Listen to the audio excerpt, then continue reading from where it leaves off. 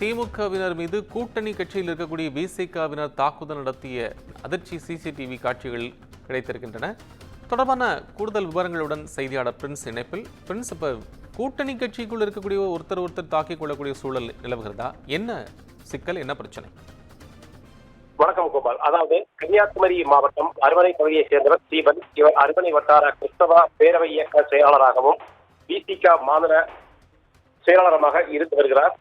ஸ்ரீபன் நேற்று அருமனை நெடுங்குளம் பகுதியில் வைத்து தமிழக முதலமைச்சர் குறித்து அவதூறாகவும் ஆபாசமாகவும் பேசியதாக கூறப்படுகிறது. இந்த நிலையில் இதை பார்த்துக் கொண்டிருந்த திமுகவை சேர்ந்த விவசாய அணி பொறுப்பாளர் பிரபு என்பவர் தமிழக முதல்வர் குறித்து அவதூறாக பேசுவதை தனது செல்போனில் வீடியோ எடுத்துள்ளார்.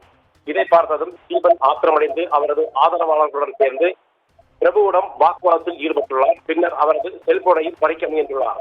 இது தொடர்பாக அவர்களுக்குள் வாக்குவாதம் ஏற்பட்ட நிலையில் ஸ்ரீபன் மற்றும் அவரது ஆதரவாளர்கள் திமுக பிரமுகர் பிரபுவை சரமாரியாக தாக்கியுள்ளனர். சாலையில் அவரை துரத்தி சென்று தாக்கினார்.